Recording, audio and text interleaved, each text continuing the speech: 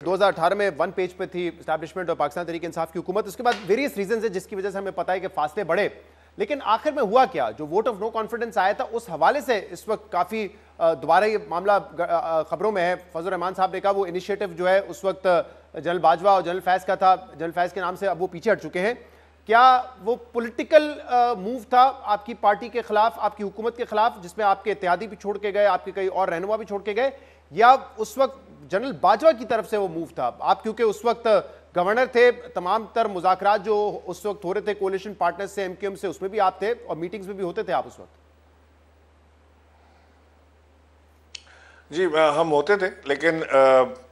मैं कोई चीज़ वसूख से तो नहीं कह सकता क्योंकि मेरे पास कोई शवाहिद मौजूद नहीं है। लेकिन जब भी वज़ीर आज़म इमरान खान से बात होती थी और क्योंकि वो सारी नेगोशिएशन का हम हिस्सा थे, ख़ासतौर से जो मुत्तहदा की हद तक थी, वहाँ तक तो हम बिल्कुल हैंड्स ऑन उसके अंदर शामिल थे और इधर जाते थे फिर इधर आते थे बात करने।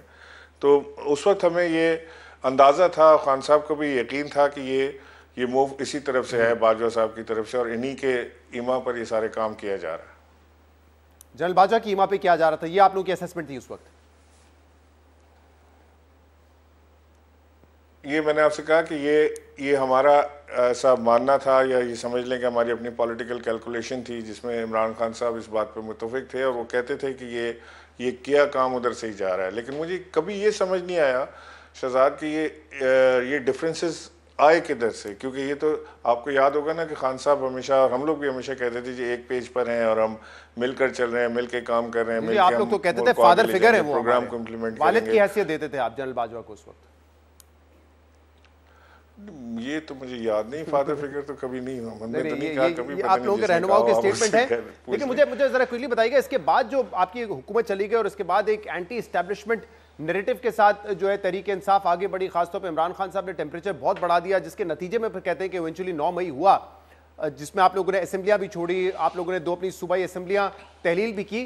दुरुस्त सियासत की, ये आपके ख्याल में थोड़ा सा कंट्रोल रखते तो ज्यादा बेहतर था कि इस हद तक आगे ना जाते कि मामला यहां तक पहुंचते? नहीं, मैं तो ये समझता हूँ कि ज़ाहिर कंट्रोल रखना चाहिए था, इतने आगे नहीं जाना चाहिए था, जिसका बहुत बड़ा नुकसान पार्टी ने उठाया और लोगों को इंडिविजुअली भी और कलेक्टिवली भी इसके अंदर नुकसान हुआ। वो तो उस मूव को तो कोई जस्टिफाई कर नहीं सकता, उसको तो रीथिंक करना चाहिए कि ये इतना आगे नहीं जाना चाहिए था। लेकिन देखें, एक चीज़ मैं आपको शहजाद बताऊँ कि उस वक्त जब ये सारा मामला हो रहा था, इससे पहले जब भी मैं तो खान साहब के साथ 1993 से एफिलिएटेड हूँ ना, हमेशा मैंने इमरान खान से सुना है कि जी उसने हमेशा बैठ के हमारे बंद कमरों में भी और छोटे इजलास में भी उसने हमेशा, खान साहब ने हमेशा ये बात की कि पाकिस्तान फ़ौज की इम्पोर्टेंस और पाकिस्तान फ़ौज, ये मैं आपसे कोई मुहावरतन या वैसे बात से बात बनाने के लिए नहीं कह रहा, ये मैं आपसे अनोथ कह सकता हूँ कि खान साहब ने हमेशा हमें फ़ौज की इज़्ज़त और फ़ौज का एहतराम और फ़ौज को साथ लेके चलने की बात की। क्योंकि जब भी हम देखते थे कि नवाज़ शरीफ की हुकूमत आई या बीबी की हुकूमत आई या कोई और हुकूमत आए, ख़ास तौर से नवाज़ शरीफ की, तो हम हमेशा नवाज देखते थे कि वो किसी ना किसी के साथ वो लड़ जाते थे और वो फ़ौज के ख़िलाफ़ वो शुरू हो जाते थे। तो हमेशा